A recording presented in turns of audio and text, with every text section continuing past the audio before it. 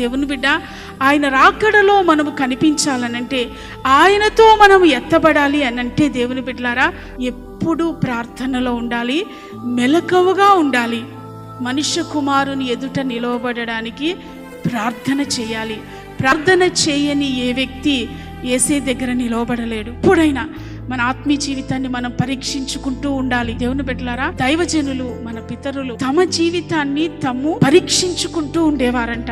వారందరూ అంత గొప్ప దైవజనులు ఎలా అయ్యారు? యేసయ్యను ఇంప్రెస్ చేసే, ఆయన మనస్సును ప్రభావితం చేసే అంత గొప్ప దైవజనులు వారు అవ్వడానికి కారణం ఏంటంటేనంట, వారి జీవితాన్ని వారు పరీక్షించుకుంటూ ఉంటారంట.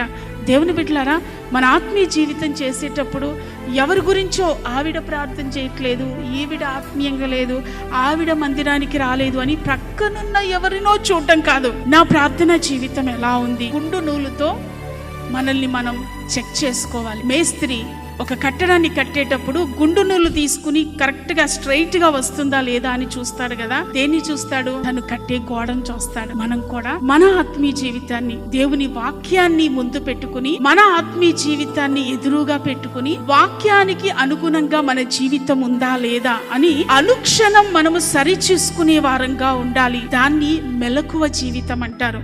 మన జీవితాన్ని సరి చేసుకుంటూ అప్పుడు ఎదుటి వారితో మాట్లాడదాం. మనం వారి ఆత్మీయ జీవితాన్ని సరి చేసుకునేటట్లుగా వారిని పురికొల్పుదాం. దానికి ముందు మన ఆత్మీయ జీవితం ఎలా ఉందని చూసుకుందాం. మట్టపు గుండు ఎప్పుడు మన చేతిలో ఉండాలి. కారణం, ఆయన ఎప్పుడు వస్తాడో మనకు తెలియదు, ఆయన ఏ క్షణాన్ని వస్తాడో తెలియదు. ఆయన రాకడలో వెళ్ళే శక్తి మనకు కలుగ చేసేది ప్రార్థన ద్వారా మాత్రమే మనకు కలుగుతుంది. Praise the lord.